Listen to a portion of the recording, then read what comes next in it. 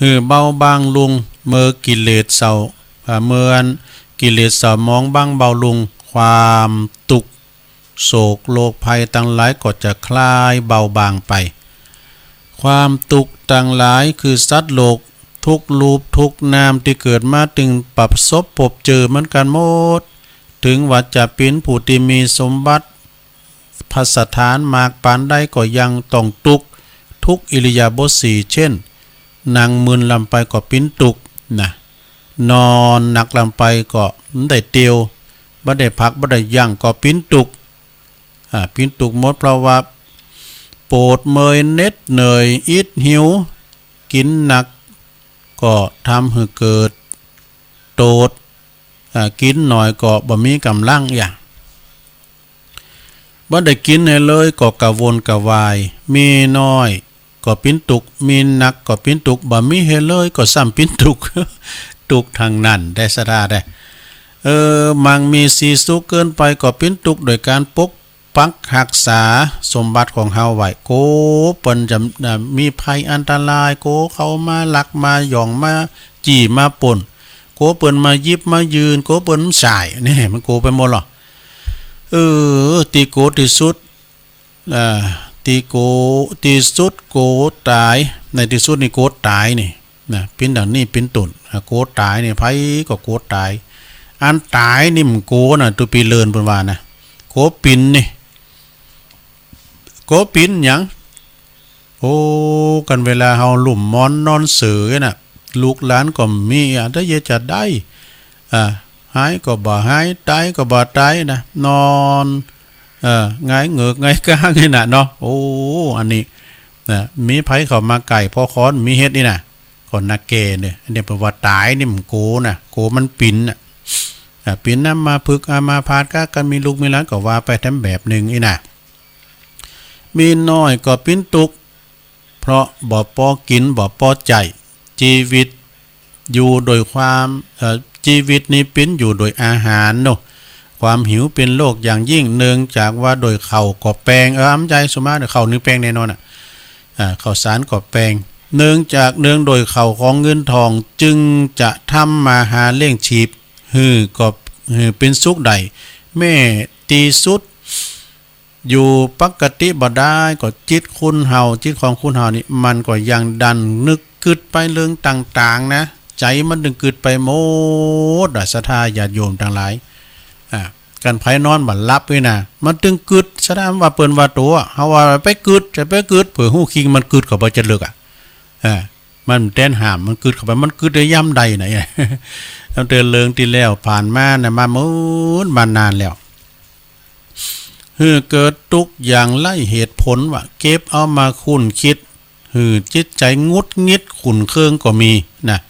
เขาทำนองที่ว่าตุ้มผ่าลายมามันจังเห่าถ้าคุ้นกรรมขี้เก่ามันจังพิษโหกันเนี่ยศรัทธาญาติโยมทั้งหลายกรรมบักเก่าคุ้นโบราณเพิ่นว่าไว้เนาะความสุขในด่านสุขภาพจิตก็พลอยหมดไปสังขารตั้งหลายนอกจากปิ้นตุกแล้วก็ยังบ่อยู่ยืนยาวเพียงโจคราวโจขันนะบ่มีป่ายเนอะฉะนั้นญาติโยมทั้งหลายนะเฮาเดินทางมันบ่มีป้ายเครื่องหมายไว้บอกวันเดินปีบอกวันเดินปีว่าเฮาจะตายวันใดเฮาจะอยู่ถึงไหนอายุเฮาจะถึงขนาดไหนจะให้จะดีจะตายให้แต่ดีก็บ่ฮู้นะเพราะฉะนั้นภาษาลิบุตรเนี่ยเปิ้นเป็นอัครสาวกของพระพุทธเจ้าแสดงธรรมแก่นางวิสาขาเป็นภาษาบาลีว่าอนิมิตตมะนัญญาตังมัจจานังอธิชีวิตตังนะจีคือหมายความว่าแปลว่า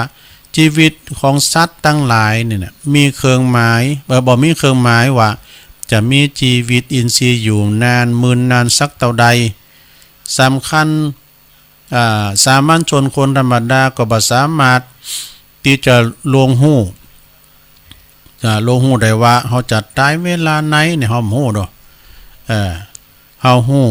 เฮาเดินทางเฮาไปที่ไหนก็ตามเด้อซะนะเฮาจะฮู้นะเครื่องหมายว่าเฮ เขาจะไปตีหันไปตีนิดแต่ตายให้ตายดีหรือว่าเขาจะเดินทางไปตีหันที่นี่จะประสบอุบัติเหตุร้ายอันใดต่างๆนี่เขาก็บ่ฮู้นะเขาไปตีอื่นนี่เป้าหมายนี่เปิ้นบอกว่าไปหุ่นน้ำตาหุ่นตั้งเปิ้นมีหนุนลักกิโลจะถึงหันเวลานั้นนะตั้งโก้งมีตั้งนานเน้อไปถนนหุ่นตั้งจราจรเปิ้นจะบอกดูที่นั้นห้ามจอดที่นี่ห้ามจอดนี่นะควรไปหรือบ่ควรไปแต่ชีวิตของคุณและสัตว์เนี่ยบ่มีเครื่องหมายบอกไว้ว่าก็บ่มีกำหนดเวลาว่าอายุเพศวัยจันทร์วรรณะยศถาบรรดาศักดิ์นะยศศักดิ์หรือว่าไพรคุณตุกคุณจนเป็นเศรษฐีมั่งมีสีสุขตกอยู่ในสภาวะเดียวกันหมดนะบางคนนั้นก็ตายโดยโลกปัจจุบันทันด่วน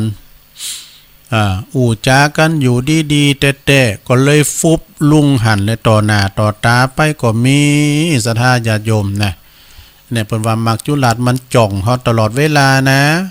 ทุกอิริยาบถสี่เนี่ยมันเหมือนกับหมาไลเนอร์มันเคิดห้อมได้ดอกมันแตนถึงเฮามันจ่องเฮาตลอดเวลาคณะที่ตุลุงอยู่นี่มันยังจ่องอยู่นะมันยังพออยู่นะศรัทธาก่อนนอนนี่หันก่อนมันยังพออยู่นะแต่ว่ามันถึงเวลาเติมได้เนาะฉะนั้นญาติโยมทั้งหลายความตายมีนิมิตเครื่องหมายว่าหนุ่มว่าแก่ว่าเฒ่าว่าหนุ่มว่าสาวนะฉะนั้นเนี่ยศรัทธาญาติโยมจะไปประมาทเปิ้นบ่คือประมาทในเรื่องของความตายบางคนนี่เป็นโรคปัจจุบันทันโดนนะเป็นโรคความดันโลหิตสูงโรคไหลประจำตัวบางพ้องของหัวใจวาย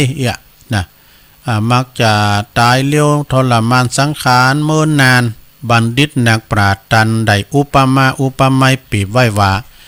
เหมือนเฮาจิเตนนะจิเตนเตนตามนี่นะที่โลงแจ้งบ่มีดุมมาปัดมันก็สว่างสวัยไปตลอดจนหมดลิ่มนะแต่ว่ามีลุมมาปัดนะเตนดับก็เพราะว่ามดลิ่มเตนนะแต่ถ้าหากว่าลุมมาปัดก็ดีมาจากทิศทั้งสี่ แสงสว่างก็จะดับวูบนะเพราะลุมมันแหงเตนลิ่มยังจำเตอก็เตนยังใหม่ยังบ่หมดบางทีเจ้าของโกมันเป็นอันตรายโกมันลุกมันลามเปิ้นดับไปก็มี อุปมาก็เหมือนกับคุณเฮาเนี่ยศรัทธาญาติโยมทั้งหลายบางคุณอายุมันยืนยาวจนเฒ่าชราตายเพราะเสี่ยงอายุไขสังขารก็มีเพราะว่ามดบุญอันบุญมดบุญติว่าเปิ้นว่าก็เสมอว่าห่อเข่ามดนี่นะห่อเข่ามดมดห่อเข่าอายุก็มดไปเพราะพร้อมกันนะอายุก็มดไปพร้อมกันพอดีจะสืบชะตาจะได้ก็ตามนะเพราะมันบดบุญศรัทธาญาติโยมทั้งหลาย นะเอาเปรียบง่ายๆเนาะมันมดบุญเหมือนกับรถมันมดน้ำมันรถมดน้ำมันเอาเนี้ยมาใส่มาเติมไปดูเอาน้ำมาเติมเนาะไปให้มันได้พังเลยกะอันนี้เปิ้นมดบุญล่ะนะจะมาสืบชะตามันก็ตึงได้นะจะสืบชะตาปล่อยปลาลุ่งน้ำก็บ่สามารถจะยืดหยุ่นเวลาได้นะอันนี้เป็นเรียกว่าตายโลงกรรมเพราะว่าเช่นแล้วก็ตายโลงกรรมนี่มันตายหนุ่มเนาะนะอุบัติเหตุต่างๆเพศภัยเครื่องบินตกการรถฉลบก้าอีนะเพราะความประมาทขาดสติคือขนองต้องเฝ้าไปปะกับโยมพบาลก่อนกำหนดนะอันนี้เรียกว่าตัดรอนกรรมมาตัดรอนหรือว่าตายแลดคิวนะเพิ่นว่านะตายแลดคิวในธรรมเพิ่นว่านะเพราะฉะนั้นนี่ชีวิตของเฮานี่ญาติโยมทั้งหลายจึงปิ้นอยู่ด้วยอดทนแบบทรมานคือคุณและสัตว์มีชีวิตอยู่มาได้แม่เพียงวันเดียวคืนเดียวเดือนหนึ่งก็ดีปีหนึ่งก็ดีล้วนแล้วแต่ต้องต่อสู้กับภัยอันตรายคือโจรภัยนะภัยจากโจรก้าเนาะ แล้วก็โรคภัยไข้เจ็บโรคไล่ประจำโตเจ็บป่วยเมื่อยไข้นะโรคประจำเป็นว่าโรคประจำอิริยาบถปวดเมื่อยเวลายืนเดินนั่งนอนชีวิตของคุณและสัตว์ปิ้นของนิดหน่อยวะ ชีวิตเป็นของน้อยเนาะสดาเนาะชีวิตเป็นของน้อยเพราะฉะนั้นนี่ศรัทธาญาติโยมทั้งหลายชีวิตจะอยู่โชนหน้าโจฟ้าดินสลายนั้นปีนอันหาบ่ได้เด้อนะสำหรับมนุษย์ทั้งหลายในสมัยนี้มีอายุมันยืนยาวเพียง70นะเปิดว่านะตามอายุใครคู่นั้นนะ70ถึง80ปีต่ออันนะโดยเฉลี่ยนะ70ถึง80ปีบางคุณนี่ก็พอดีบางคุณนั้นก็ว่าพอดีแล้วว่านะเอาจะบ่ได้ตุกไปหมื่นสังขารบ่ได้ตุกไปหมื่นสังขารโรคภัยมันต้องมันทรมานกับสังขารโรคภัยลำไปแต่บางคุณนั้นก็ใครอยู่ถึง100 ปีนะเพราะยังหลงโมเมาอยู่ในร่างกายสังขารว่าปินสุขอุปมาก็เหมือนกับคนเปิ้นกินเหล้ากินยานะว่าโอ้ความสนุกสุขเสริญมันโมนนี่นะแต่ก็บ่ฮู้ถึงโรคภัยที่เข้าใจว่ามันเป็นของดีหันว่าของเหม็นเป็นของหอมอย่างอีเป็นต้นเนาะเพราะฉะนั้นนี่พอออกไม่ออกศรัทธาสาธุชนญาติโยมทั้งหลายเฮาบ่อยากพบบ่อยากเจอนั่นก็คือหยังตาสองแจ้นนี่อย่างทุลุงก็ใส่ตาสองแจ้นนะกันมีแว่นตาไปอ่านหนังสือได้มือตึกเลยนี่เนี่ยยิ่งตัดยิ่งสั้นนี่แปลว่าหยังยิ่งตัดยิ่งยาวเนี่ยคือถนนน่ะเนาะ สายตาเฮานี่ก็ยิ่งเท่าก็ยิ่งแสนไปนะเขี้ยวฟัน2 หนนี่อันนี้ตุลุงขึ้นติ้มปากอยู่กับเฮาเขี้ยวจีนน่ะจะเดียนะนั่นนางควายแห้งเนี่ยติ้มปากอยู่รู้มันร้อนเนาะมันร้อนเตื้อนะแล้วก็คุณ3 ขา เมียไม่หลงคุณ3 ขาไปว่าหยังเด็กหญิงอ้วนตอบสิอันคุณ3 ขาไปว่าหยัง คุณ3 ขาก็คือไม่เต้านะไม่เต้าดีกว่าลูกเต้าอกตัญญู ไม่เต้านี่ดีหลายอย่างเด้อศรัทธาเด้อเอาไปอย่างน้ำลึกน้ำจะลึกจะตื่นเอาไม่เต้าอย่างพอรู้ไอ้น่ะมันได้อยู่เอาไว้พยุงกาเวลาจะลุ่มกานี่ไม่เต้านี่นะดีหลายอย่างเด้อคืออยากจะใจมันเนี่ยนะเวลาอันหมามันเห่ามาเนาะกันหมาได้ดูกันหมาฝรั่งมันหล่อมากโอ้โหน่ะดูลุงเนาะไม่ลงมันลงไปโฮกเนอะกันโลกกันรูนในบนเอววาก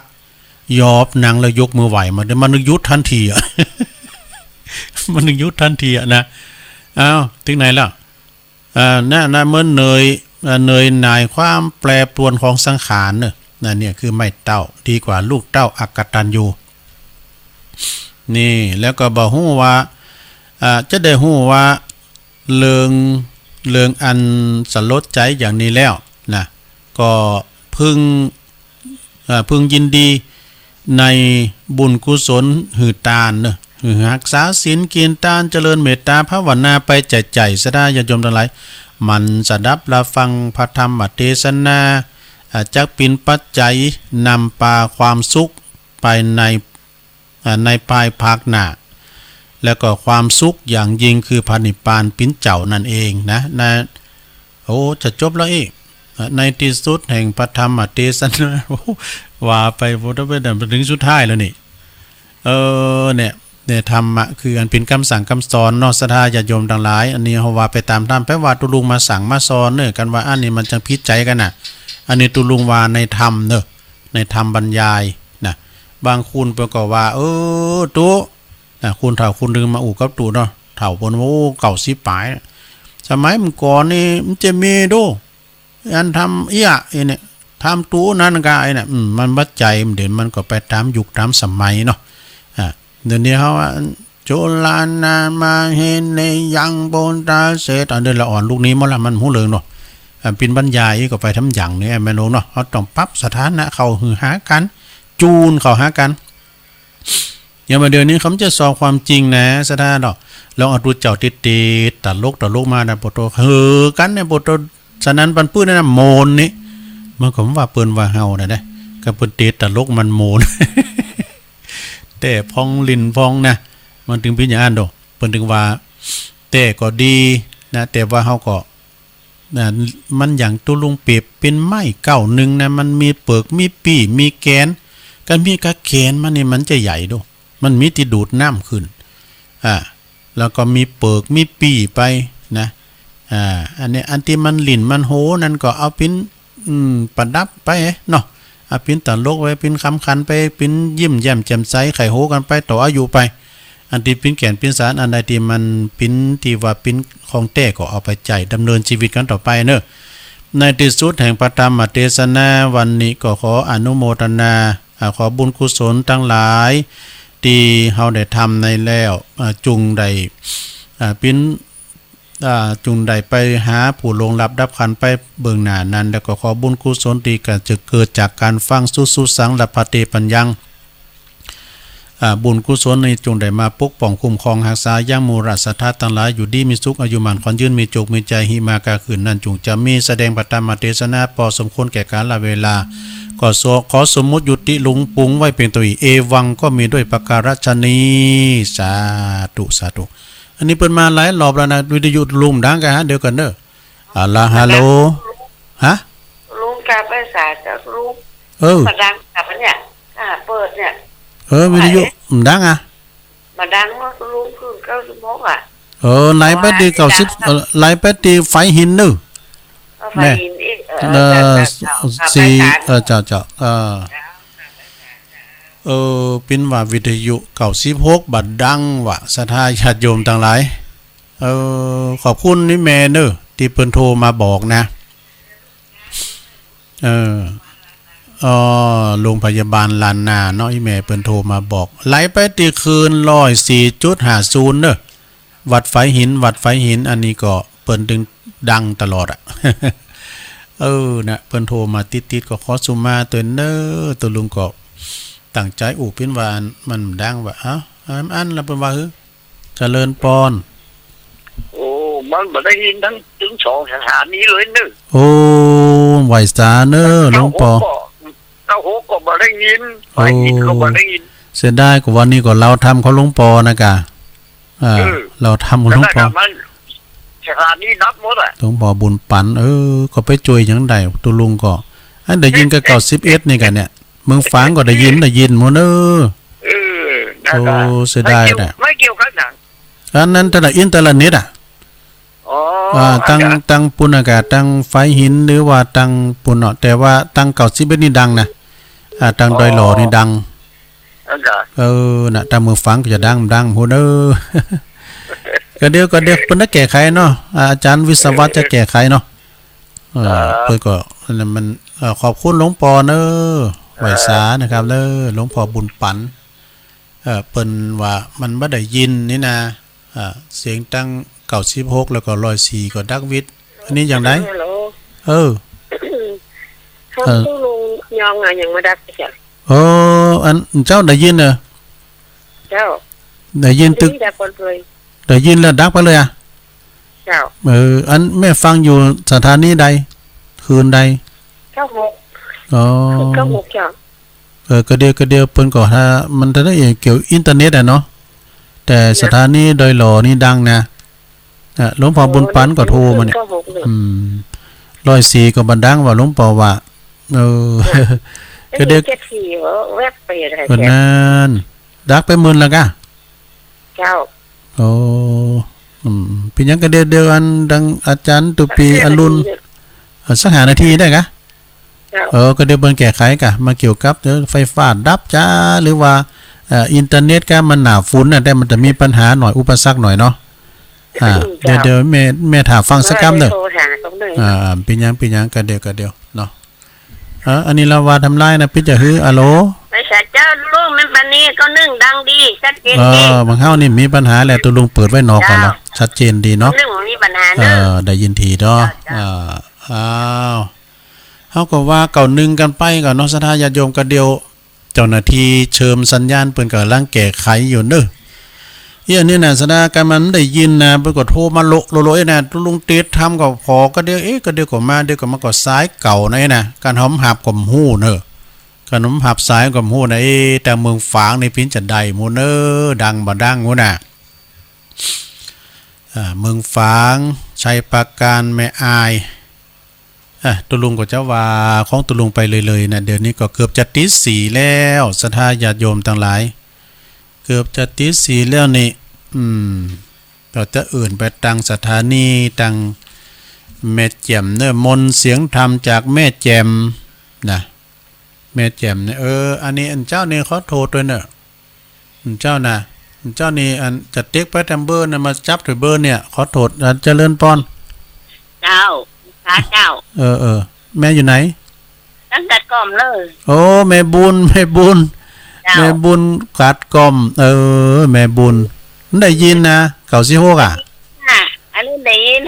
104นะอันนั้นฟังโทรศัพท์หลวงพ่อบุญปันฮะว่ามันได้ยินนี่นะ104ไฟหินดังฟังทางโทรศัพท์เอานะฟังทางโทรศัพท์เอากันเนาะเจ้าโอ้เด่นสมัยดูแม่บุญกัดกล่อมเนี่ยเจ้าเจริญพร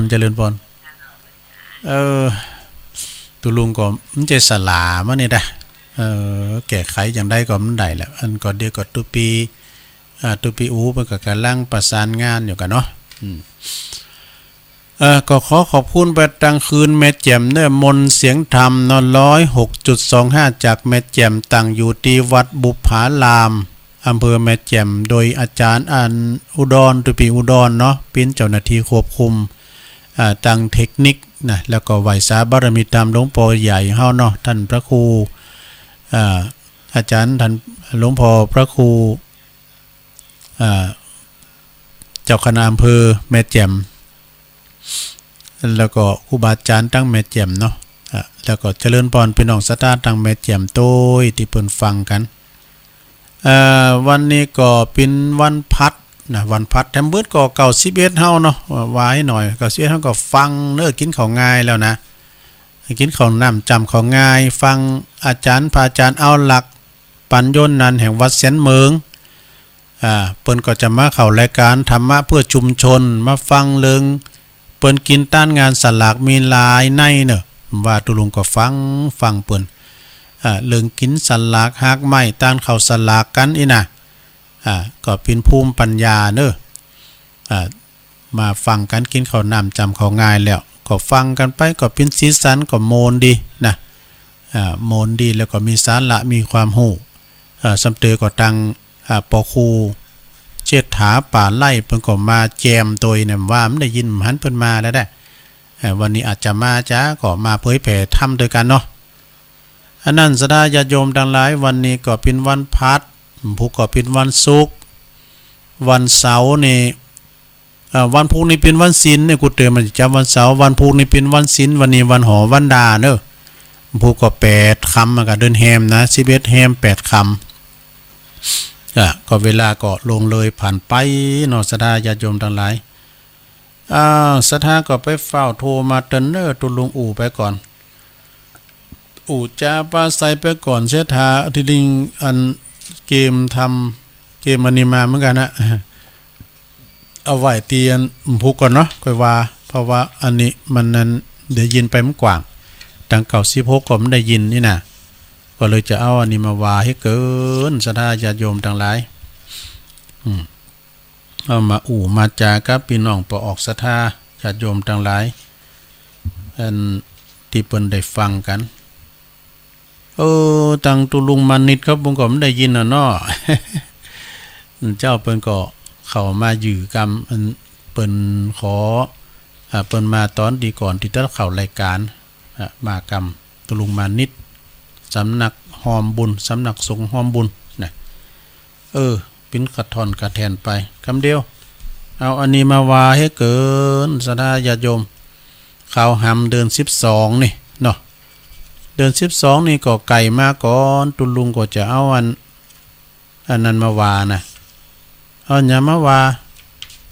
ก็จะเอาอันทำเปตพลีอย่างที่ศรัทธาเปิ้นขอฟังมาทำเปตพลีทำพิเพศแต่อันนี้เป็นข้าวหำกันเด้อเป็นข้าวหำวันปล่อยเพศปล่อยผี นะมันก่อนเนี่ยมันมีแต่นะสดาญาติโยมกันเดือน12ก่อนเดี๋ยวตุลุงเขาเป็นน้อยเนี่ยตึงไปแอวไหนอ่ะเพราะว่าปุตตกมาก็มาเห่ามาหอนเนี่ยตามกลางกองกาเนี่ยตามตอกซอกซอยแบบเปิ้นทัตหอนหาเนาะ เปิ้นปล่อยมาถึงเดือนต่าง12ออกถึง12ดับน่ะเปิ้นจะปล่อยเพจปล่อยผีกันเนี่ยสดาญาติโยมทั้งหลายเฮาก็ตานขันเข่าเนาะจะไปตานกันวันเดียวกับเดือน12ปิ้งเนาะเดือน12ออกมาก็เริ่มตานเปิ้นดึงมากันแล้วดอกใครมตูบ่นะ6ละจ่ายโยมพิบาลอันนี้ก็ลองฟังบ่เนาะข้าวหำนะปอน้อยแก้วใจงามจากปุ้นเบอร์ฝางว่าเปิ้นเขียนไว้ ปอน้อยแก้วนี่นะเพิ่นก็ว่าอยู่มไกลครับมันบ้านแม่จันสมเขาหาไหนนะแม่จันสมเพิ่นว่านะข้าวหำวันปล่อยเพจผีวันปล่อยวันเปตะพลีวันผีคือคักมันเป็นวันตัดเป่งเดิน12ทำบุญอุทิศแผ่บุญสนองผีเตี้ยวกลางกองลึงหลังเนาะ สอหาผลบุญติญาติได้สร้างกวดน้ำทำตาลหือไว้ผีกระซื้อก็ดีเนาะเพิ่นว่าผีกะผีซื้อผีโพงผีห้ายผีตายบ่ได้ไปดีผีปกกะลงผีโหงผีโหงเวจีผียักนางนีผีตุกกันเข่านี่ตุกอยากกันนะต่างมาเสาะหาผลบุญต่างบ้านตีเฮาได้ตานจอยกรรมกุศลผลบุญขันเข่าขันน้ำนะกายปิ้นติบอันผลบุญนี่อันเนี้ยเฮาตานขันเข่านะเปิ้นจะได้รับส่วนบุญส่วนกุศลเนอะปรัดจะชีวีเพจเนี่ยอย่างลุงนานว่าน่ะที่ได้รับนะพีตีเพจตีแล้วก็ปรัดตัดชูปชีวีเพจนี่นะจะได้รับส่วนบุญการว่าญาติของเฮาเกิดไปปินเตว่าบุตรเตวดาอาหารตีเปิ้นมีเปิ้นก็ได้รับเฮาจะได้รับคนเดียวการไปเกิดเป็นสัตว์ลิสานก็ได้รับเป็นหมูเป็นม้าเป็นแมวอาหารของเปิ้นมีผลบุญนั้นก็จะมาตกอยู่ที่เฮานะไปเกิดจั้นฟ้าเวหาแห่งโหนสวรรค์เมืองบนเวรกรรมมดสิ่งนี่พองกอดตานหาปิตาสิ่งเม่งกราบไหวบรรพบุรุษหับศีลหับตาลใจบริสุทธิ์แผ่พันหือใดต่างดีผีตีหันแต้มีแต่ดีลีคือผีซีดีขายเถินติ้มห่าง อันนี้สมัยซีดีแล้วนะปหน่อยเพิ่นเขียนมาเนี่ยผีการพนันตึงมีตามข่างของตัวเฮานี่แหละในผีการพนันนี่นะ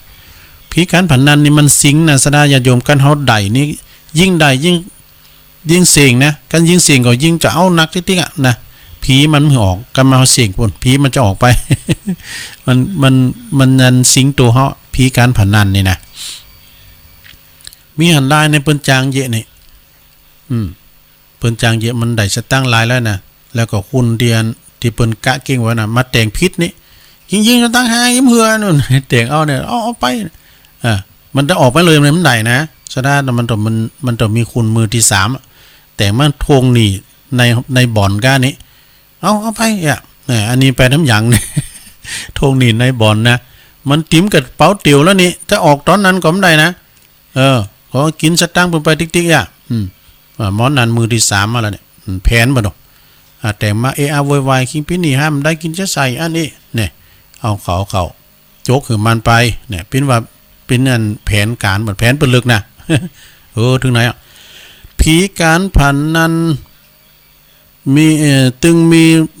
มีตามข่างของตัวเฮาคนของตัวคนเฮานี่แหละปูป่าไฮโลอาโคเยอะแยะผีพ่ายปอกดิ่งเก่าและเก่าเกผีป่าผีบ่ายยาเหล่ากินเมาหันเหโซสัตโซเซเลงเนี่ยก็เสียงานหลายด่านนี่พองก็กินดีพองก็หนีออกบ้านพิษลูก เมียพานด่าให้นะการมันเมาเหล่ามาเนี่ยพิษลูกพิษเมหรอนะบุบหอบุบเฮินถอยหวานจันจ้อนแตกนี่เสด็จก็เตหอเตเฮินนี่พิษกันนะพวกมาเหล่าสางแล้วเอาเหล่าสอมแซมเฮินละนี่ สอมแซมเฮินละจุ่มไปสามไปในเลืองต่างห้ายปิ้นเหตุวิวาทก็มีนี่อันนี้เอาให้ได้อีกเนาะ อันว่าเป็นนางก่อนเก่งใจเปิ้นอันนี้ปิ้นนั่นเข้าไปตังเหล่าตังยาอินดูเปิ้นเก่งใจเปิ้นนะศรัทธาญาติโยมก็โทรมาใจสุมาตัวลุงก็ว่าอันนี้ยังเลี้ยวตัวนี้นะว่าน้ำว่าธรรมแล้วก็เอาอันนั้นมาว่าอันนี้มาว่าฉันเตเปิ้นก็โทรมาก็จะบอกว่าอันมันบัดดังอีนั่นเนาะ อันตัวลุงก็มจังว่าจะได้นะอาจจะเยอะฮื้อมันก็มจังเยอะก็เลยจะประกาศข่าวสารงานบุญวันนี้ปิ้นกระท่อนกระแทนไปหน่อยนะศรัทธาญาติโยมทั้งหลายปิ้นกระท่อนกระแทนพี่น้องตั้งเมืองฟังก็บ่ได้ยินพี่น้องตั้งเก่า16ตั้งฝ่ายหินก็บ่ได้ยินหลายดอยก็บ่ได้ยินอันแจ้โฮมเนาะ แจ้โฮมก็บ่ได้ยินต้องขออภัยด้วยเนอะโครงการธรรมสัญจรในตุลุงได้พอวันทีป่ะนะปวรร่วมใจของคณะสงฆ์เทศบาลตำบลม่วงน้อยชมรมกำนันผู้ใหญ่บ้านพร้อมกับศรัทธา8หมู่บ้านด้วยกันเนอะเปิ้นก็จะมีกิจกรรมในการฟังเทศน์ฟังธรรมกันที่วัดสับปุงน้อยเปิ้นวันใดตุลุงก็ได้พอวันทีกิจกรรมเนาะก็ก่อยฟังตุปีขี้ก่อนเนอะตุปีแดงเขาอันนี้ก็ขอประกาศเด้อคณะสงฆ์แล้วก็อบต.ชมรมกำนันผู้ใหญ่บ้านชมรมผู้สูงอายุตำบลนครเจดีย์เขต2เนอะเพิ่นจะมีการกิจกรรมจัดกิจกรรมธรรมสัญจรณที่วัดสุวรรณวิหารเนอะวัดแม่อาวหรือว่าวัดปากตั้งนี่นะน้องก่อนว่าปากตั้งนี่นะก็เพิ่นจะมีการขึ้นในวันเสาร์ที่24นะวันพุธวันฮื้อนี่แหละกันนะหลังวันศีลวันนี่กันเนาะวันที่24สิงหาเนอะเวลา 18:00 นเนาะก็ขอเชิญไปร่วมกิจกรรมฟังเทศน์ฟังธรรมกันเนอะพระอาจารย์พระครูใบดีกาศิวนาถาสีโลตุปีบินเนอะเจ้าคณะตำบลนครเจดีย์เขต2เจ้าวัดสุวรรณวิหารเพิ่นฝากประกาศมาเพราะกำนันนรงค์ภูดอนตองเนาะกำนันตำบลนครเจดีย์ปนายกขยันพงดานายกองค์การบริหารส่วนตำบลนครเจดีย์เนาะแล้วก็ไปฟังกันว่าปินันจรนี่เพิ่นเป็นมรรคนายกปินันจรสมจันทร์ปอดจานเฮาเพราะนั้นปูดเขาก็ไปฟังกันเพราะนั้นปูดเขาก็นี่แล้วก็ตั้งปินันทวินลาบขุม ไปกินข้าวล้ำก็ไปหน้าวัดสุวรรณวิหารเนี่ยอันปินันวินเพิ่นจะจัดหือนะจะเอาเพชรจะเอาขุมมาจัดหือได้พอลงโซโพนเขาก็ดีแม่ขาวเนอะแม่ขาวเขาแม่น้อยจุ่มแก้วพ่อน้อยซ่านเขาเนี่ยไปฟังเทศน์ฟังธรรมกันนะในวันเสาร์ที่24เนอะธรรมสัญจรที่วัดสุวรรณวิหารเนาะก็ตั้งพักปุ่นขึ้นมากันนะเศร้าเก่าสิงหานี่ก็คณะสงฆ์มันได้ยินกันน่ะตำบลบะเขือแจ่เนอะคณะสงฆ์ตำบลแล้วก็เลิกปิวไปหมดละคณะสงฆ์แล้วก็คณะศรัทธาวัดบะเขือแจ่อำเภอเมืองจังหวัดลำพูนเพิ่นจะมีการจัดธรรมสัญจรณที่วัดบะเขือแจ่เนอะเวลาก็ทุ่มปลายแต่ตั้งแต่7:30 นนะปิ้นตุ่นไปเนาะโดยงานนี้ก็ได้รับเมตตาจาก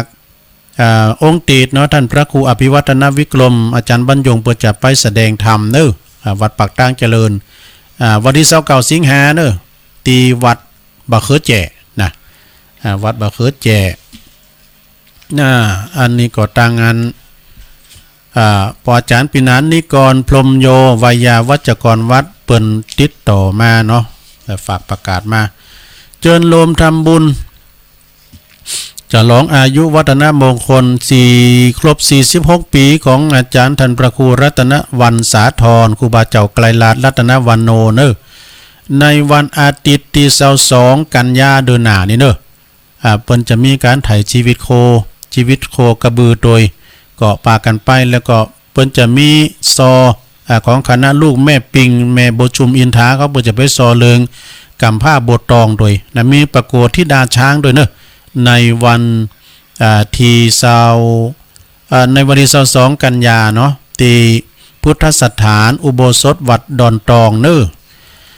ก็วันที่25สิงหาก็บ่ได้ลืมกันเน้อเพิ่นจะต้านผ้าป่านะที่โรงพยาบาลบ้านโฮ่งนะก็พระสงฆ์องค์สังฆเจ้าเพิ่นก็จะพากันไปโดยเจ้าวาดนี่เปิ้นจะไปวัดละ2 ปันนะเจ้าวาดได้เมตตาบารมีตามอาจารย์ท่านพระครูวิบูลย์เจติยพระครูวิบูลย์เจติยธรเนาะเจ้าคณะอำเภอเปิ้นบริจาคส่วนตัวซ้ำ 10,000 บาทเนาะแล้วก็คณะศรัทธาคณะศิษย์วัดดอยหลังถ้ำโดยท่านพระอธิการสมคิดปัญญาวชิโลเปิ้นก็ตั้งตุดไว้ 100,000 บาทเนาะงานนี้ก็ตั้งหลวงปู่ครูบาหรือว่าพระเดชพระคุณพระพรหมมงคลหลวงปู่เปิ้นก็จะไปเป็นประธานด้วยเนาะไปกินกับเปิ้นนี่ก็จะได้ของดีด้วยเนาะเปิ้นจะสร้างอาคารนั้นนี่ก็เปิ้นแปลงโรงยาเนาะเชิญรวมทำบุญนะเนาะสดาญาติโยมเชิญรวมทำบุญอายุวัฒนมงคล55 ปีสืบจัตตาหลวงโดยของท่านพระมหาประสิทธิ์ธรรมาภินันโทเนอปริญธรรม8ประโยคครั้งที่12แล้วเพิ่นเป็นประธานปตตำบุญมากอกเจ้าวัดจ้างกรรมเนอสดาญาติโยมทั้งหลายก็ไปช่วยกันไถ่ชีวิตโคกระบือไถ่ชีวิตสัตว์ควายไปจะไปซื้อตีดินนะเพิ่นจะมีการต้านตีดินโดยเนี่ยสดาตีดินนะก็ตารางเมตรละ200 บาทนะสดาไผจะไปปิ้นเจ้าภาพสังฆทานออกโครงทานหยังต่างๆก็เชิญได้เนอะมันจะมี2ทะเลินกันนะรอบแรกนี่ก็ประสงค์80 ปีขึ้นไปนะอายุภาษาเปิ้นสูงเก่ารูปจะได้เจริญพระพุทธมนต์สื่อพระราชตาของอาจารย์ท่านพระมหาประสิทธิ์ธรรมาภินันโทตลอดถึงศรัทธาเฮาทั้งหลายเนี่ยนะเฮาไปรวมเฮาก็ไปสืบชะตาที่ปลำผามตองอันกว้างๆนะปินธรรมสัญจรก็คือหมายความว่าเตงกึ่งนี้ก็จะได้รับฟังพระธรรมเทศนาจากหลวงปู่พระครูอาทรวิสุทธิคุณเจ้าคณะอำเภอหางดงนะวัดหนองตองปินองค์แสดงธรรมเนอะก็จะไปลืมเนอะ31บุญนะ31สิงหาบุญนะก็ปลายเดือนเนี่ยนะก็ใกล้มาที่แล้วนี่เนาะไปกินไปทานไปฟังธรรมกันเทศกันพิเศษกันนะธรรมะประยุกต์แล้วก็ไปสืบชะตาด้วยกันเนอะที่วัดจังกำ31เนอะตานผ้าป่าด้วยวันที่1กันยาก็เป็นจะมีการต้านสังประจำเดือน12ก็ที่วัดพระธาตุดอยหลอเนอะวันที่1กันยายนเนอะแล้วก็วันที่17กันยาก็เจิญรวมทำบุญตานเข้าสลักพัดทหารที่วัดยางกวงแล้วเพิ่มได้ยินก้าวเนี่ย96มันดังเนาะ17กันยาเนอะที่วัดยางกวงตานเข้าสลักพัดทหารเนาะ19ตุลานี้เปิ้นก็จะมีการตอดกฐินสถาบันธรรมาภิวัตรศพเตินเนอลำปางอาจารย์สาธิตธีรปัญโยพร้อมกับสถาหมู่เฮาเจ้าขาดทั้งหลายเปิ้นจะมี3คึกกันนะ20ปลายวันที่19วันที่20นะก็ไปกินไปทานกัน19เนอ19ตุลานะไปกินไปทานกันที่ปุ้นลำปาง24 25ก็ว่าไปเนาะว่าอันนี้ก็เปิ้นจะมีสิงหาเนี่ยนะเปิ้นจะมีการทำบุญอายุวัฒนมงคลของครูบาสิงครูบาวัดวังสิงคำเนอพระครูวิสิทธิ์ศรีลาภรณ์เจ้าคณะตำบลป่าแดดวันที่24เป็นวันห่างวันดาวันติดที่25เนอเป็นจะมีการสืบชะตากันก็ไปกินไปทานกันเปิ้นจำได้ยินบัดนี้96ข้อมดังนี่เนาะวันที่1กันยาก็วันที่5กันยาก็เปิ้นจัดสำนักสงฆ์ไร่บกบงเปิ้นจัดต้านสังเด้อตังตุปีไก่หรือว่าท่านอาจารย์อนุชาเนาะแล้วก็ตังปะหลงแม็กเขาเอกนลินทร์เขาเนาะเปิ้นจัดต้านไร่สำนักไร่บกบงวันที่6กันยาก็ที่วัดพระธาตุดอยน้อยที่ตุลุงอยู่นี่นะแต่ต้านสังเด้อจะต้านสัง6กันยาก็วันศีลขึ้น8ค่ำนะ12เดือน12ขึ้น8ค่ำนะเวลา9โมงเนาะพระสงฆ์ก็จำนวน30รูปพระสงฆ์ตัว1พระ1พระ1เนร1แล้วก็6กันยาเหมือนกันที่วัดวังคำป้อมพร้อมกันนะสังฆทานเหมือนกันเด้อพระอธิการพงศกรกัลยาณธรรมโมหรือวัดตุปีน้องปะหลงหลาเขาเนาะ6กันยาเหมือนกัน 7กันยาก็ตีอารามตาล่อเน้อตาลตุ่นเงินนะอันนี้นะตาลตุ่นเงินเน้อ7กันยาบ้านปอลงสุขเขาน่ะ ตาล่อนี่ก็ตังปอนานมอยเขานะปอนานสุทัศน์เขา7กันยาเน้อแล้วก็8กันยาก็ตีวัดป่าอัมพวันเปิ้นจัดตั้งเข้าสลากพัฒทหาร8กันยานะ8กันยาเดียวกันเน้อโยมมีมหยังหลายเตือนเนาะฮัลโหลดังแล้วโอ้ดังแล้วกะ96นะเจ้าโอ้ขอบคุณนะแม่เด้อขอบคุณแม่นักๆกะห่อมเปิดสายกลมหู้ได้โอ้ยินดีแม่นักๆเด้อ96ดังแล้วเนาะโอ้เจริญพรสาธุกันห่อมเปิดสายก็พิ้นว่าหู้นะเปิ้นโทรมาติดๆเนาะเฮาก็คิดว่าพิ้นจะได้ขอบคุณนี่แม่นักๆเด้อไหวสาอันครูบาอาจารย์ด้วยเนาะขอบคุณเด้อที่เปิ้นแปลงให้มันดังอาจารย์วิศวัตก็ดีปิตุปีอูก็ดีเนาะเปิ้นเชื่อมสัญญาณแล้ว96ดังแล้วเด้อเมืองฝางนี่จะดังบ่ฮู้เด้อเนาะเรากันต่อไปข่าวสารงานบุญ7กันยาติตาลอดตาลตุ่นเงินเนาะอำเภอดอยหล่อนี่แหละแล้วก็อัมปาวันก็ดอยหล่อนี่เมื่อวันที่8กันยาเปิ้นจะต้านเข้าสลากพัฒทหารท่านพระอธิการรัตภพนลินโทเจ้าอาวาสเด้อปีนานเวทเขานะคุณยองลุงหมูเขาเนาะ ตังป่าอัมพวันโทกเสือ8กันยาเหมือนกันเด้อที่วัดน้องผาขาวนะตำบลน้ำดิบอำเภอป่าซางนี่เปิ้นก็จะมีตานเข้าสลากพัฒทหารอันนี้ดูเหมือนว่าทั้ง4ปีเปิ้นเอาเตอนึงนะ3ปีเปิ้นเอาเตอนึงนะนี่นะจังหวัดน้องผาขาวปีนี้เปิ้นจะมีตานเข้าสลากพัฒทหารเด้อก็วัดของท่านพระครูสถิตสารคุณเนาะเจ้าคณะตำบลน้ำดิบเจ้าอาวาสวัดหนองผาขาวเน้อ8กันยา10กันยาก็บ่ได้ลืมเน้อคณะสงฆ์อำเภอจอมตองนี่เปิ้นก็ถึงพร้อมด้วยลูกศิษย์ลูกหาเนาะเปิ้นจะมีการทำบุญฉลองอายุวัฒนมงคล80ปีของครูบามาเน้อหลวงพ่อพระครูอินทยานรังสีเจ้าคณะอำเภอจอมตอง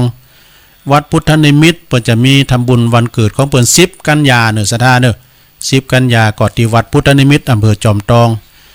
15กันยานี่เปิ้นจะมีการต้านเข้าต้านสังฆทานเนอะที่วัดปากล่องตำบลน้ำดิบอำเภอป่าซางเวลา9 โมงเนาะ10กันยาแล้วก็วันที่13กันยาก็ที่วัดดอนจืนสังฆทานเหมือนกันนะวัดดอนจืนกับพระครูใหม่ป้ายแดงเนาะพระครูยังก็ลืมหมดละแล้วก็วันที่13กันยาเหมือนกันเนอะที่วัดพระธาตุโค้งขาวเนอะเวลา9 โมงเมตตาบารมีตามหลวงพ่อใหญ่เฮาเนาะพระครูสุนทรธรรมานุโยกหลวงพ่อเจ้าคณะอำเภอดอยหล่อวัดพระธาตุโค้งขาว13กันยาเหมือนกันสังฆทาน21กันยาก็ที่วัดโบสถ์น้ำดิบเน้อวัดโบสถ์น้ำดิบกับพระครูปลัดท่านนงชัยยาพลโนนะเพิ่นจะมีการถวายสังฆทานถ้าพระจะหับสังพระก็500สังเน้นก็300ติดต่อสอบถามได้ที่ครูบาหนุ่มเนาะตัวพี่หนุ่มเฮาแล้วก็วันที่1กันยาก็เปิ้นจะทำบุญสัตตมวานครูบาอินตาวัดศาลาตำบลน้ำแปเด้อเปิ้นจะทำบุญสัตตมวานก็เวลาก็ประมาณ9 โมงเป็นต้นไปนะแล้วก็9 พฤศจิกายนนี่ไกลอยู่นี่แหละกฐินเด้อที่เปิ้นจะตอดวันเกิดของอาจารย์ท่านพระครูสังฆลักษณ์สมบัติอภิรามมณีโยเจ้าวัดเหล่ายาวไต่โดยวันที่9 พฤศจิกายนก็เด้อไกลอยู่9 พฤศจิกายนนะแล้วก็10 พฤศจิกายนก็ดีวัดม่อนห้วยแก้วปีนี้เปิ้นมีงานใหญ่เนอะเพราะว่าเปิ้นจะมีหล่อพระเจ้าโดย10 พฤศจิกายนเนาะบอกว่าวัดบุญดอยคุณแปะนี่มนใดหมู่น่ะ ได้ไปนอนบ่ว่าวัดเหล่าเป่าเนอตำบลดอยหล่อเขต2อำเภอดอยหล่อจังหวัดเชียงใหม่นี่เปิ้นจะมีงานตานสังฆทานเหมือนกันเนอะในวันที่1กันยาเนาะและพร้อมกันนี้เปิ้นจะมีการพิธีหล่อพระพุทธรูปเจ้าประดิษฐานที่ซุ้มประจำซุ้มพระประธานอุโบสถนะที่เปิ้นแปลงใหม่อุโบสถไม้ซักเนอะก็เปิ้นจัดตานกันวันที่1ตานสังโดยแล้วก็หล่อพระเจ้า3 องค์โดยเนอะที่วัดเหล่าเป้าโดยท่านพระครูปลัดสุรศรียานาไสยโยเจ้าวาดเนาะแล้วก็มีงานแถมเนาะ 17 กันยายางกวงประกาศไปละอันกฐินศพเตินก็ประกาศไปละนะแล้วก็ต่อไปงานต่อไปดอยหล่อก็ประกาศ1 กันยาเนาะดอยหล่อนะแล้วก็31ก็31 สิงหานี่ขอเชิญรวมทำบุญตานงานเขาสลักพัฒทหารอธิวัดป่าบุกเนอตำบลแม่แรงอำเภอป่าซางเนาะสลากมีสลากเทวดาประจำปีเกิดนะอุทิศบุญกุศลกับเทวบุตรเทวดาประจำต้นตัวอุทิศไปหาเจ้ากรรมในเวรพอเกิดไม่เกิดโดยตุนละ500 บาทเนอติดต่อสอบถามได้นะก็คือว่าตีวัดป่าบุกเนอครูบาศรีอริยวังโสนะคันพระครูปลัดพบตัวปีพบเฮาเนาะพิภพนะแล้วก็ตัวปีนาทีเนตรภาพโอ้หันเปิ้นบินทบาทไล่ควันไล่สารผิดนะเปิ้นบินทบาทนี่เปิ้นมีตั๋วอาหารไปเลยนะเปิ้นมีตั๋วอาหารไปก็โอ้อันนี้ก็เปิ้นนั้นเดินบินทบาทเนาะตามกองเปิ้นใส่บาตรกันขนาดอยู่รอเข็นตัวไปนะที่1 กันยาก็จะไม่ลืมเนอเปิ้นจะมีหล่อพระเจ้านะที่วัดพระป่าเนอตำบลหมู่ที่24ตำบลดอยหล่ออำเภอดอยหล่อจังหวัดเชียงใหม่นะวันที่1นะวันที่1แล้วก็ที่2 กันยาเนอที่วัดพระป่านะที่เปิ้นจะหล่อพระเจ้าตันใจสีดอนชื่นขนาดหน้าตักกว้าง14 นิ้วอันนี้เปิ้นเททองหล่อโดยเงินนะเททองหล่อโดยเงินก็พระสงฆ์เก่ารูปเจริญพระพุทธมนต์นะแล้วก็งานนี้ก็ได้รับความเมตตาจากพระเดชพระคุณพระพรหมมงคลหลวงปู่ทองโดยซึ่งจะไปปิ้นประธานแล้วก็หมายมีเจ้าสมณศัทธาพระเดชพระคุณพระราชวิสุทธิญาณเจ้าอาวาสวัดป่าดาราพิรมเจ้าคณะจังหวัดเชียงใหม่ละปุณแม่ฮ่องสอนเปิ้นจะได้เมตตาจุดเทียนชัยอย่างหลายอย่างเนาะก็ไปลมทำบุญทำกุศลกันนะฮะที่วัดพระป่าเนอะวัดใหม่เพิ่งกำลังแปลงใหม่เนอะสถานเนอะอารามใหม่ก็ขอเชิญรวมทำบุญจะร้องอายุวัฒนมงคล73 ปีของเมตตาบารมีธรรมหลวงพ่อพระครูอาทรวิสุทธิคุณเจ้าคณะอำเภอหางดงเจ้าวัดหนองตองเนอะในระหว่างในวันเสาร์ที่7 กันยาเนอะเวลา9:39ก็ที่วัดหนองตองเนอะเปิ้นจะมีการทำบุญวันเกิดหรือว่าจะร้องอายุวัฒนมงคล73 ปีของหลวงพ่อพระครูอาทรวิสุทธิคุณเจ้าคณะอำเภอหางดงวัดหนองตองเนอะวันที่7 กันยายนตุลุงก็เอาอันใบนิมนต์ที่เปิ้นมานิมนต์น่ะใบนิมนต์มาอ่านมาเปิ้นเป็นการปิ้นกระบอกเสียงประกาศกระตุ้นเนาะคือไปกินแปดตานไปลมมุทิตาจิตแล้วก็ไปออกโฮงตานไปหับสังกันเนอะต่อไปก็เจิญโลมทำบุญอันนี้ทำงานหนึ่งก็อนุโมทนาเนาะกับศรัทธานาบุญคณะศิษย์แล้วก็จัดถวายมุทิตาสักการะหลวงปอพระธรรมเสนาบดีอายุวัฒนมงคล70 ปีเนอะแต่เพิ่นจะมีสืบชะตาหลวงแบบล้านนาณมณฑปพระยกจตุรทิศวัดดอยสัพพันยูอำเภอแม่วางเนอะในวันที่1 กันยาเนอะโยมเนอะเวลา9 โมงเป็นต้นไปก็ไปลมมุทิตาจิตสื่อโพราจัตตาจะไปออกโครงตานไปหับสังเกาะปากกันไปเป็นหลายๆเนอะที่วัดดอยสัพพันยูเนอะ1 กันยาเนาะก็เจิญโลมทำบุญอันนี้ก็วัดตุงท่อนี่เปิ้นมีปิวไปหันตกไปหมดฮะพัดลมต้องเปิดไว้มันร้อนเฮ้ยแต่เปิดแอร์ก็มันหนาววัดตุงท่อนี่เปิ้นแปลงหอหลักคางหอหลักคางหอทรงน้ำนะพระเจ้าโลมปิ้นเจ้าภาพรวมกันเล็กปูนหินดินทรายก็วัดปลงหนานที่เปิ้นมาจัดรายการให้เฮาฟังเนาะติดต่อสอบถามได้ที่พระครูปัญญาพิสุทธิ์หลวงพ่อเจ้าคณะตำบลสองแควเจ้าอาวาสวัดทุ่งท้อเบอร์โทรศัพท์0871746950เด้อเปิ้นก็แปลงไปถึงวันนะฮะแล้วก็ที่วัดบ้านขวางนี่เปิ้นมีการปรับปรุงสถานตีหน้าวัดเนาะเปิ้นซื้อตีดินไว้แล้วก็เปิ้นจะทุ่มตีก็ลำดำนึงก็450 บาทถ้าว่าปิ้นหินคลุกนี่ก็ 2,800 บาทถ้าไปจะหาปิ้นเจ้าภาพห้องนึงก็กำแพงนะ 6,000 บาทติดต่อสอบถามได้ที่พระครูประภัสศรีลาภรณ์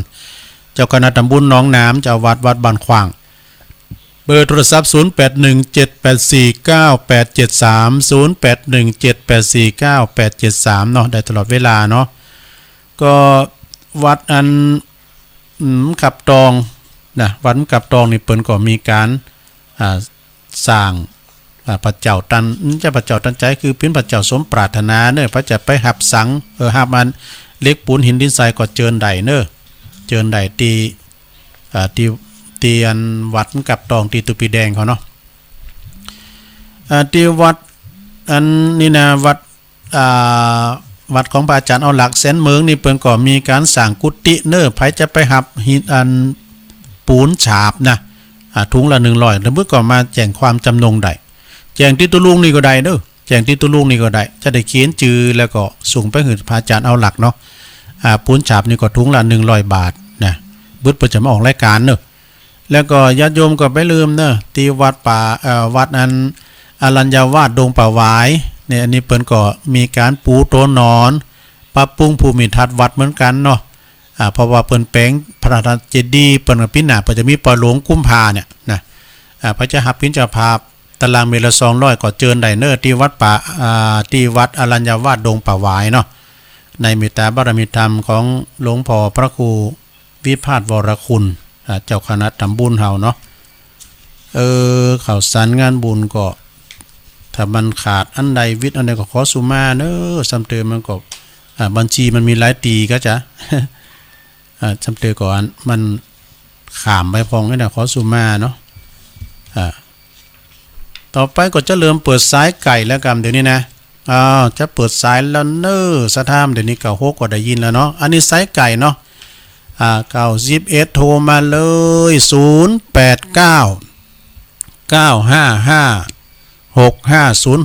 โทรมาเลยเจริญปอนเจ้าไอ้เจ้าอันอื้อๆตะกิ่งใจใหญ่เนอะเจ้าใจเอาก่อนนั้นก็ว่ามาต่อนะเจ้าเนาะเขาฮกก็ดับไปเนี่ยมันดังทั้งผมอยู่นะเจ้าพอมาถึงจาดองค์พระสัมมาแถมคนเกิดมาลูกเศรษฐีเจ้าเป็นอยากแถมตนกินคนต่างเข่าสามลาเวนเก่าเนื้อนายนางลูกเศรษฐีอุ่นลูกมีตายนางอุ่นลูกไฟหาพุทธเจ้าพระองค์สั่งสอนหือละเวนเก่าว่าต้องสอบสายลาวีละความชั่วทำเสียความดีนางอยากที่นี่เลยปล่อยว่างเจ้านางก่อมาจุยทำนาปลูกเขาจนนางแก่เขาชรานางอยากวิจิตไก่ขีดเวหาคนจะตกมาหรือว่าจะเล่นนางบอกความจริงว่าได้กันเก่งว่าคนจะเล่นหรือนำจะน้องบุคคลเจ้าบ้านเจ้าเมืองจึงพ้องต่างก่อมาจองทำไถ่ว่าอันบ้านเมืองเจริญบ่มีขอบกันส่วนตัวอยากนั่นก็เขาวัดว่าจึงจับสลากการหรือพญาจึงเป็นคือมาการสลากเจ้าอันจำนานที่2นะเจ้ามี2-3นานพอให้แก่เฒ่าก็ฟังคนเราสืบมาเกิดตัวใหญ่หน่อยสิ่งแล้วขยะเดี๋ยวกินก้อนมาฟังตัวอียกแล้วนะเจ้าไปฟังไรนี้ฟังสถานีคือลุงยองเจ้ากำยองวรกรรมนะเจ้าวันนี้คำว่าดักแป๊บนะเจ้าภาษาไทยแปลว่าเงียบขึ้นนะเจ้าเงียบขึ้นนะเจ้าเจริญปอนสายต่อไปเจริญปอนนมัสการครับโอ้ไหวซาเนอสายมงคลอาจารย์ใบดีกาพระครูบดีกาประเสริฐปัสสันโนไหวซาครับไม่ใช่ครับฮะอาจารย์นิพนธ์นะครับผมโอ้ตุปีนิพนธ์ได้พัทยาโนเนาะครับหายไปหลายวันเนาะนะครับจำไม่ค่อยได้วันเสียงไม่ค่อยดีครับอาจารย์โอ้ดีกะเสียงเก้าหกก็ไม่ได้ยินอันนี้ฟัง94.5ไฟหินเนาะ96ดังได้ครับขาดหายครับอินเทอร์เน็ตเนาะครับ11ก็เว็บหายเดี๋ยวนี้ตัดไปละมันนั้นเกี่ยวกับเอกมันนั้นฝุ่นตกฟ้าห้องเนาะใช่ครับวันนี้ก็วัดประธานก็ไฟดับตั้งแต่เกือบจะ5 โมงจนถึง2ฟังเจ้าละเนาะอาจารย์ฟังเจ้าละเนาะขอบคุณหลายๆเด้อโอ้วัดพระธาตุดอย ดอยสะเก็ดเนาะ วันนี้เราเริ่มต้นไม้สักหน่อยเนาะ เอาไว้หน่อยอ่ะ ครับต้นกอมรู้จักหรอครับ ตุนยังเหรอก อม เอาตุนกอมนี่หูจังแหละ มันเป็นนี่ภาษาไทยเขาเรียกว่าพับพาเนาะเอาวันนี้เอาแค่ส่วนเดียวพอนะครับเนาะ ตุนกอมนี่แปลว่าหยังเหรอ พับพา พับพลายพับพลายเนาะ ภาษาไทยนะครับ อ้าวต้นกอมเนาะ ครับเอาต้นเดียวเนาะวันนี้ ครับขอบคุณหลายๆเด้อท่านอาจารย์นิพนธ์พัทยาโนเปิ้นอยู่วัดพระธาตุดอยสะเก็ดเด้อขอบคุณในเรื่องตุ่นใหม่เนาะอ้าวเจริญปอน ข้าพเจ้าท่านตุลุง โอ้โยมอยู่ตั้งได้แม่ ยุลีแม่กะเจ้า โอ้ไม่ซ่อนนะไม่ซ่อนหมันผู้หากันดู วังทำวันยายทำไหวตัวพระตัวอยู่เจ้า น่าทรายเนาะ กำลังใจตุลุงเด้อ โอ้หายหน้าหายตาไปหมื่นเนี่ยขอบคุณหลายๆได้ไม่ซ่อนเด้อนะอัน เจ้า ลง ไหว ดี จ่า น่าท เจ้าร าย เจ้า สาธุสาธุน่าทรายเนาะแม่หวังบุญเจริญปอน ไว้ครับลุง ดอยหลังธรรมมาแล้ว ครับ ฟังเจ้าแล้วเนาะ ครับฟังตลอดแต่บ่ได้โทรหาตุลุงบ่ได้ อ๋อเป็นหยังวันนี้โทรมาแล้ววันนี้โทรมาแล้วเหรอว่าในสายไกลแล้ว ครับปล่อยเพื่อนพ้องกันเนาะ แม่นอะชัดเจนดีเนาะ ครับชัดเจน โอ้ ดีครับ ดีละว่าฝนตกหลายบ่กะ ตกกับตะวันนี่อย่างนั้นมันเจ้านี่ก็มกปุยๆเนี่ยตุลุง อันนี้ก็ว่าก็ตกหลายเหมือนกันเลยนี่นะแต่มันเอามื้อน่ะเสียดายเหมือนกัน ตกมาข้ามไม่แควนหน่อยตะวัน นะครับก็กลุ่มน้ำใยไปจนมื้อน่ะเนาะ ครับ เป็นพูดยาหน่อยนะครับมาเจ้ากันแล้วก็เลยไปฟังนี่นะครับ อ๋อเป็นหยังขอบคุณหลายๆเด้อโดยหลังถ้ำไอโควิดนะเพิ่นฟังตลอดทุกรายการเจริญปอน ไหวเจ้า ตั้งได้แม่ ลูกเสียเจ้า โอ้แม่บุญปันด้วยเนี่ยหลายวันแล้วไม่ได้โทรเจ้าโทรบททานเจ้า ก่อนฟังนี่ฟังตลอดเนาะ ฟังตลอดเลยเจ้า ดีกะ เจ้า ยินดีแม่บุญปันหนักๆเด้อ เจ้า โอ้แม่บุญปันนี่ก็นำบุญเด้อไปกินไปตานี่ 2-3 ลำดดก่อนนะเนี่ยเจริญปอน มาจัดการเจ้า อันนี้ก็ปุบันทิเนาะเสียนพระเจ้าแดง เจ้าไม่ต้องไม่ฟังเลยเหรอ เดี๋ยวนี้ฟังคืนใดวันนี้ฟังคืนใด ดังหายเป็นฟังคืนเก่าก็ ดังแล้วก็กะฮุก เจ้าก็ที่ฟังดอยเนี่ยเหมือนวัดเนี่ย ไฟหินแม่น ไฟหินอ่ะฟังอยู่ดีๆหายไปก็จะไล่ไว้เก่าก่อนดับหายมันเกี่ยวกับฟ้าฝนอากาศเนี่ยกะแม่มันอุปสรรคเป็นวันพวกก็ตั้งใจดีๆกำเนาะ ฟังเป็นวันเจ้าเพราะว่าก็ฟังว่าไม่ได้โทรมาเนาะแม่อำพรโทรมากะไม่ได้โทรก่อนติดดูสายโทรก่อนแน่นนะเนาะเป็นหยังเนาะโทรติดแล้วยินดีเนอะยินดีแม่สุพรรณหลัก กำลังใจนะขอบคุณบุญรักษาสาธุเจริญปอนเจ้านมัสการเจ้าตุลุงเจ้าอันนี้แม่ริมกันเนี่ยเจ้าแม่ริมเดี๋ยวนี้ดังแล้วเนาะ96ได้ยินแล้วเจ้ามันคลื่น104ที่เราชัดอยู่เนี่ยไฟกระชากตั้งแต่วานแล้วเจ้าเป็นอันเดี๋ยวนี้ได้สวัสดิ์เนี่ยเป็นกำลังแก้ไขอยู่เนาะไปปิ้นหยังก็มันก็มีอุปสรรคพองแล้วเนาะผู้ก็ดีอะกะพวกเจ้า10 นาทีนะก็เครื่องเสียเลยก่อนก็คงแก้ไขเพราะว่าเสาร์อาทิตย์นี้น้องต้องจัดรายการแล้วได้จัดอยู่กะน่าจะได้จัดอยู่ได้จัดอยู่กะเพิ่นก็แก้ไขเนี่ยเพิ่นจะต้านผับป่าวันใดก็16อ่ะน้องจัดวันที่16ปีหน้าก่อนจ้ะแต่ว่าบางคนบ่ก็ฮอมมาแล้วเป็นหยังอ่ะ อันนี้ก็คืนไปไกลเน้อไฟหินนี่นะ เจ้า ขอบคุณหลายๆเน้อ เจ้าอันนี้ฟังจากซูมมาแต่ว่าเปิดขึ้น96ไว้มันดังพอดี ดีกะเป็นความโชคดีเนาะอันนึงดังก็ฟังอันนึงอะกะเนาะจ้านมัสการเจริญปอนขอบคุณเน้ออันนี้โยมพิสมัยเปิ้นจัดรายการที่คืน104.50วันติดวันเสาร์เด้อตั้งแต่3 ทุ่มถึงเต็งนี่กะเนาะเจริญปอนครับไปสาเจ้าอันนี้โรงพยาบาลลานนาเนาะใส่หินใส่หนที่ไหนลุงว่ะมือพอจะแตกได้ฟังคุณลุงน่าดีใจแล้วเด้อดีอะกะจะฟังขึ้นได้ไหม90 โมงเนี่ยที่ว่าอาญาทุนใส่หินมันจะหามีลุงว่าหุ่นจะมือพ่อแปบวิทยุมือหุ่นเลยอันน่ะตุลุงก็ฮับคืนบ่ได้นะแต่ที่จริงเปิ้นก็ฮับกูวันน่ะเปิ้นอาจจะเกี่ยวกับอันนี้กะอย่างที่น้องพิสมัยวามเจ้าน่ะกะเปิ้นกำลังแก้ไขอยู่อาจารย์วิศวัตรได้ฟังตุลุงนะเป็นกำลังใจให้ตุลุงเนอะโอ้ขอบคุณแม่บุญพินหลายๆเนอะ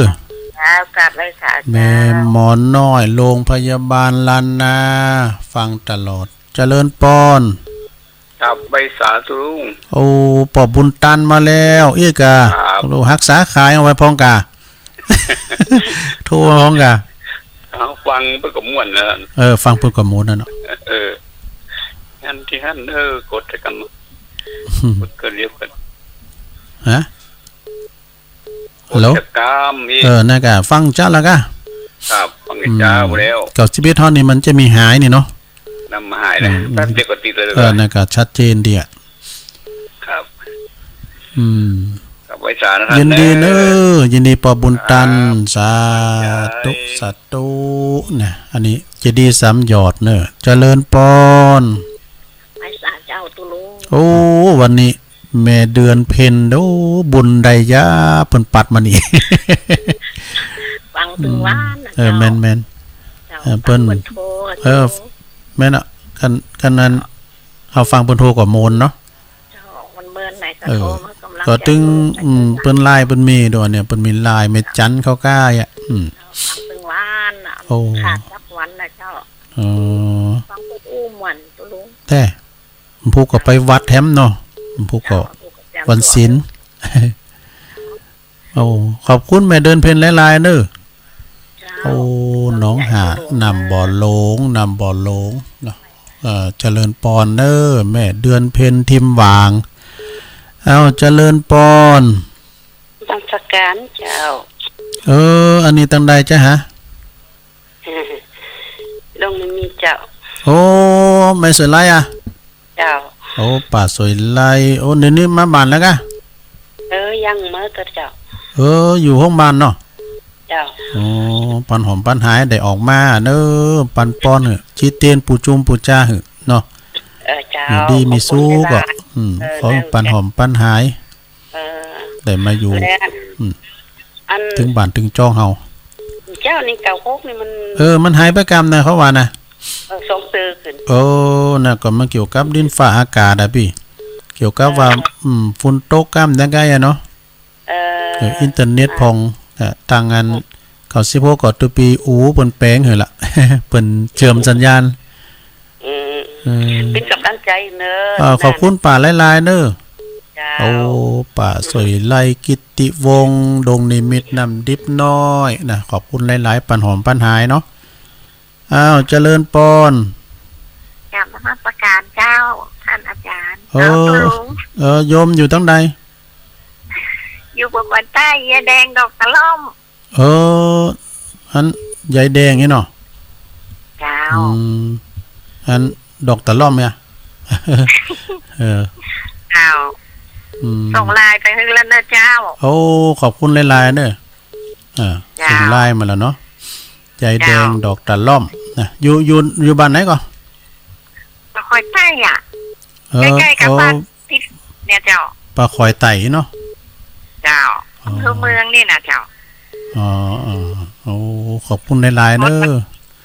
ที่โทรมานะเจ้ายินฮะพรุ่งนี้จะโทรทำไมมันโทรบัดนี้บุ้งโทรไซส์ไกลกะเนาะยินดีหลายๆเด้อโอ้อันนี้ยายแดงดอกตะล่อมไม่เนาะปลาคายไต่นะขอบคุณเด้อเจริญปอนฮัลโหลติดแล้วโอ้ยังเป็นขู่ขอต่อก่อน ติดแล้วนะอูได้เลยติดแล้วเสียโอกาสกันน่ะฮัลโหลเนาะเอาขออนุญาตเด้อเสียโอกาสกับติดแล้วนะเพิ่น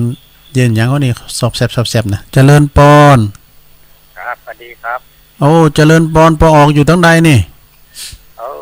เป็นนานดิบจ้ะโอ้เป็นนานดิบเสียงเบ้าหน่อยเป็นนานเด้อได้อันได้โทรมาหลายวันน่ะเนาะก็ได้จำเสียงใครได้เนาะนั่นกันเจ้ามันเสียงน้อยมันเสียงไกลมันได้เดี๋ยวนี้ดังละลงนะโอ้เป็นแต่โทรเข้ามาเป็นยังโทรมันกดมาเก่าแต่ติดเลยโอ้ดีละติดแล้วก็ดีโอ้ขอบคุณเป็นนานดิบเนอปอมอเลินพรมมาแบนนะเปิ้นปอมอตอกสินเปิ้นจะมาตอกตัวลุงเหมือนกันน่ะเตียนเปิ้นอยู่ป่าเบาะก็งามนี่นะเจริญปอนลุงไปละเอามาเข้ามาใหม่นะโยมเด้อเข้ามาใหม่0899555656เจริญปอนฮัลโหลติดแล้วฮัลโหลโยมแม่อยู่ไหนแม่อยู่บ้านปัดตึงงามกลางองค์ตังบ้านผู้โอนแท้ปัดตึงงามเอ้เจ้าทั้งบ้านคู่โอนนั่นนะทุจักมาเลยทุจักกะเกยกันดีกะปุโตอันไปบ้านปางไปนอนด้วยกันกุปีอ่ะเพิ่นจะมาเดี๋ยวมาทางเฮาเนี่ยโทปอคู่โอนนิพนธ์คันยุคันทรอ่ะแม่น่ะอยู่บ้านอยู่อันนี้แม่อยู่ใส่เปิ้นอยู่ตั้งเนื้อแม่อยู่บ้านยังอ่ะบ้านยังแม่อยู่บ้านปัดตึงงามกลางหงฮะการบ้านปัดตึงงามกลางหงนี่เจ้าแล้วก็อันบ้านใส่บ้านเนื้อนึกผู้โอนได้ผู้โอนมันอยู่บ้านเป่าแล้วบ้านเป่าเนาะบ้านผู้โอนน่ะเนาะเจ้าวันถึงวันเนี่ยคืนให้ไปกำตักวันนี้เพราะอำนวยแต่ได้กะวันนี้อาการก็จะได้โอ้ดีละมันได้ยินอยู่ก็ดีแล้วเนาะยมแม่ฟังทุกวันนะแต่บอกมาโทรห้ามได้แม่ยังเป็นย่องอย่างเดิมอยู่ที่ไหนโอ้ยแม่เป็นคนละปูนเหมือนสันหิมปิงหมดละสันหิมปิงก็ย่องทางนั่นกะเนาะที่โคสะพานที่ตะขามไปทางนองตองนั่นนะเจ้าแนะนำก่อนในปีนั้นมันก็โทรมาจากนานโทรมาลังไม่เดี๋ยวนี้หายไปเนี่ยปีนั้นเปิ้นอ่ะเป็นมันยุคมันน่ะเนาะอายุ20ปลายแล้วดีแล้วเพราะละอ่อนก็เป็นคนสันตนทงอ่ะนี่สันตนทงนี่ก็แต่รู้อันนั้นกันแล้วก็ญาติเพิ่นมีตั้งเกแล้วเพิ่นขายตีแล้วเพิ่นมายุแหวพากันมายุไปเป็นดีมีกินอยู่พุ่นได้เป็นปอเล่งไม่เล่งได้พุ่นอ่ะปัดตึงงามขอบคุณแม่นักๆเด้อเป็นว่าเพิ่นฟังประจำแล้วก็บ้านไก่ผู้โอนตุ้ยเจริญพรประครูเด้อนิพนธ์ยุคันธรโหซกเอกเฮาแล้วก็เป็นปอจานเนาะเพิ่นจะมาตั้งปะกันอยู่บ่อยๆประครูโอนนะแล้วก็เจริญพรไปตั้งประครูสมบูรณ์กันทับปาปีนาน7สีเขาปีนั้นตั้งงานปุนโดยปอคูวันลบนามวงพรมนะตาปุนเปิ้นก็ฟังเฮาก็ฟังเปิ้นก็ฟังเฮาอ่ะกะถ้าปีนั้น7สีปีนั้นหยังก็ปีนั้นโคโซกเขาเนี่ยปีนั้นศักดิ์ศรีปีนั้นศักดิ์ศรีแล้วลุงใจฟังกันพองต่างกันหยังก็สันปัดตองเนาะเปิ้นจะเป็นโคโซกทั้งพระบาทไปด้วยกันโทรเข้ามาเหลือเวลา14 นาที0899555656เหลือทำ7 นาทีกันเนาะก็เดี๋ยวให้ได้สวดมนต์ด้วยกันนะที่วัดเจ็ดลินเนาะก็ไปลืมเนี่ยวันที่17เนี่ยโยมเด้อ17เพิ่นจะมีงาน เข้าสลากพัฒทหารที่วัดยางกวงเด้อแล้ววันที่29ก็ไปฟังเทศน์กันธรรมสัญจรที่อันวัดบะเขือแจ่เด้อตั้งอาจารย์บรรยงเปิดจะไปเทศน์เจริญปอนติดแล้วฮัลโหลได้เลยติดแล้วแม่มาเลยยายพรร่องหัวแดงไง ฮะยายพรร่องหัวแดงโอ้ยายพรนะยายพรร่องงูแดงเนาะยังดักแยกเจ้ามันดักไว้กรรมแม่เดี๋ยวนี้ฟังถี่แล้วเนาะจะฟังเทศจะจำโอ้มเป็นยังพวกมีมอยู่พวกตัดเตียทำมนนะแปลงดีๆเนอะไหลมันแตดมันดักไปมันดักมันถ้าดับไฟดับจ้าตัวปีบนแปลงเหรอละเนาะพวกต่างใจฟังพวกจะเอาอันทำสาธารณมาเทศถึงฟังนะวันนี้เป็นท่ามาบรรยายจะมาเริ่มเป็นยังเนาะพวกต่างใจใหม่เนี่ยมันเป็นอันอุปสรรคโลมันอย่างเข้าไปเขากำอุปสรรคหาอย่างฝนตกหาใหญ่มดงามไตไฟไหม้ตูบม้าฮ้อนม้าเห่าขี่เหล่าเดือดเนี่ยมัน ภาษามันเป็นอุปสรรคเนาะขอบคุณยายพรนางๆเนื้อล่องงูแดงสักกับแป้งเชียงใหม่เนาะผู้ก็ตั้งใจฟังแถม